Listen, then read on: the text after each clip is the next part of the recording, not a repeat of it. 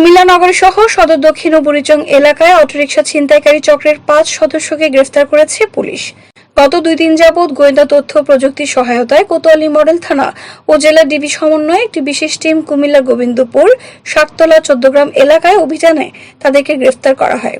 গ্রেফতারকৃত ছিনতাইকারীরা হলেন মোহাম্মদ শহীদুল ইসলাম, আব্দুল শহীদ, জাবেদ হোসেন, মোহাম্মদ শরীফ, মোহাম্মদ রুবেল, মোহাম্মদ আমির হোসেন, মোহাম্মদ সোহাগ।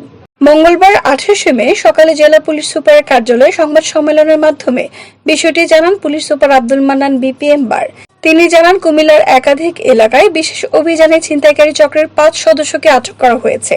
14 গ্রাম শুভপুর ইউনিয়নের গোবিন্দপুর গ্রামের আমির হোসেনের গ্যারেজে অভিযান চালিয়ে ছিনতাই করা মালামাল 7টি অটোরিকশা, 4টি অটোরিকশার ব্যাটারি এবং বেশ কিছু অটোরিকশা যন্ত্রাংশ উদ্ধারপূর্বক জব্দ করা হয়।